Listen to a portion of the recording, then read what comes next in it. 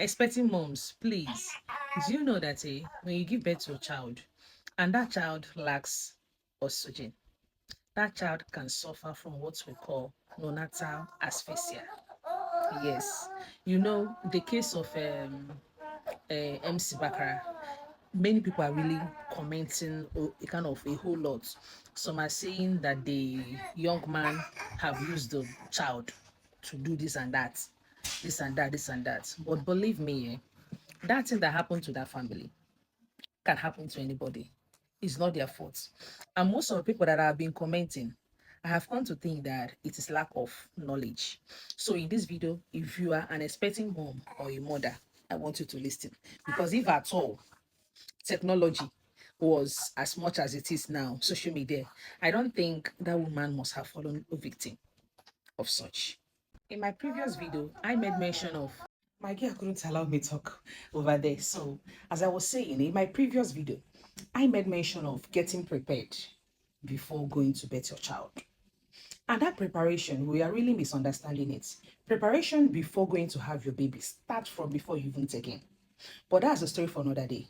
Let us still head over to what I'm about to tell you guys that really happened to the child of MC Bakara. Neonatal asphyxia can range from, you know, many things like lack of proper development of a child, cerebral palsy. This one we are so used to it, which is what that innocent child is suffering from. Even in most cases, this can get to a severe cases like by, which is death. I know that somebody watching me will say, hey, God forbid, oh, I reject it, oh. Even me too. I reject it, even to my worst enemy. But the truth remains that rejecting some things without taking precaution, doing some necessary things, believe me, we are not really rejecting anything. It can eventually come to us. So listen to this video to the end. Let me tell you one or two things that can really cause this. Cerebral palsy can be caused by too many things.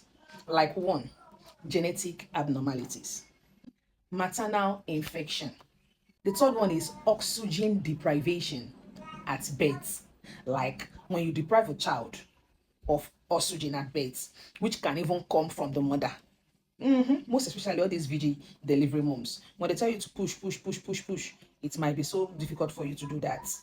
You are thereby depriving that child of oxygen. Okay. Then another one, stroke, infection, and injury at the head after birth. So this is why in some cases I tell mothers, I'm not saying that you should tie your baby on your waist while going to anywhere you are going to. I'm not saying that. But the truth remains that we should do our best to leave our child in a good hands before engaging in that activity or that work.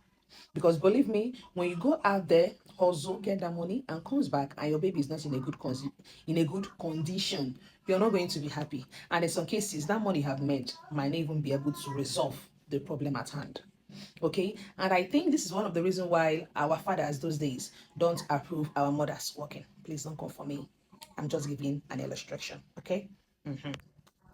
So back to what I was saying. As a mom, before you go register to a hospital to bathe your child, make sure that they have blood bank and they have oxygen standard.